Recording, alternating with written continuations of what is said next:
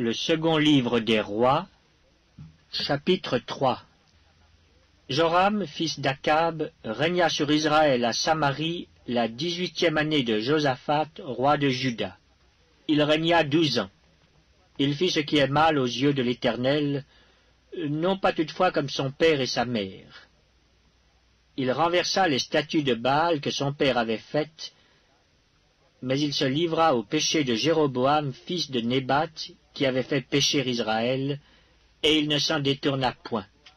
Mécha, roi de Moab, possédait des troupeaux, et il payait au roi d'Israël un tribut de 100 000 agneaux et de 100 000 béliers avec leur laine. À la mort d'Akab, le roi de Moab se révolta contre le roi d'Israël. Le roi Joram sortit alors de Samarie et passa en revue tout Israël. Il se mit en marche, et il fit dire à Josaphat, roi de Juda, « Le roi de Moab s'est révolté contre moi. Veux-tu venir avec moi attaquer Moab ?»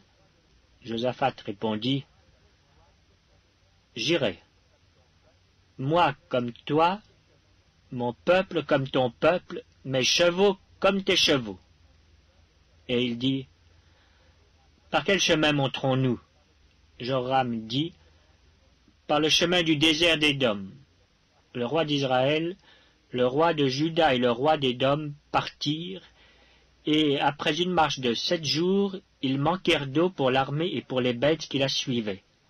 Alors le roi d'Israël dit, « Hélas, l'Éternel a appelé ces 3 rois pour les livrer entre les mains de Moab. » Mais Josaphat dit, « N'y a-t-il ici aucun prophète de l'Éternel par qui nous puissions consulter l'Éternel » L'un des serviteurs du roi d'Israël répondit, « Il y a ici Élisée, fils de Shaphat, qui versait l'eau sur les mains d'Élie. » Et Josaphat dit, « La parole de l'Éternel est avec lui. » Le roi d'Israël, Josaphat et le roi d'Édom descendirent auprès de lui. Élisée dit au roi d'Israël, « Qu'y a-t-il entre moi et toi ? Va vers les prophètes de ton père et vers les prophètes de ta mère. » Et le roi d'Israël lui dit, « Non, car l'Éternel a appelé ces 3 rois pour les livrer entre les mains de Moab. » Élisée dit, « L'Éternel des armées, dont je suis le serviteur, est vivant. Si je n'avais égard à Josaphat, roi de Juda, je ne ferais aucune attention à toi et je ne te regarderai pas. Maintenant, amenez-moi un joueur de harpe. » Et comme le joueur de harpe jouait, la main de l'Éternel fut sur Élisée. Et il dit, « Ainsi parle l'Éternel. Faites dans cette vallée des fosses, car ainsi parle l'Éternel. Vous n'apercevrez point de vent, et vous ne verrez point de pluie. Et cette vallée se remplira d'eau, et vous boirez, vous, vos troupeaux et votre bétail. Mais cela est peu de chose aux yeux de l'Éternel. Il livrera Moab entre vos mains. Vous frapperez toutes les villes fortes et toutes les villes d'élite.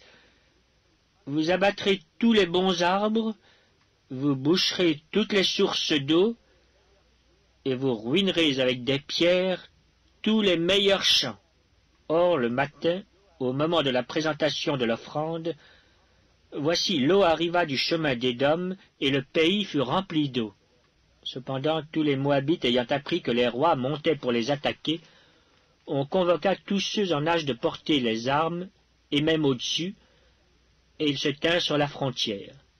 Ils se levèrent de bon matin, et quand le soleil brilla sur les eaux, les Moabites virent en face d'eux les eaux rouges comme du sang.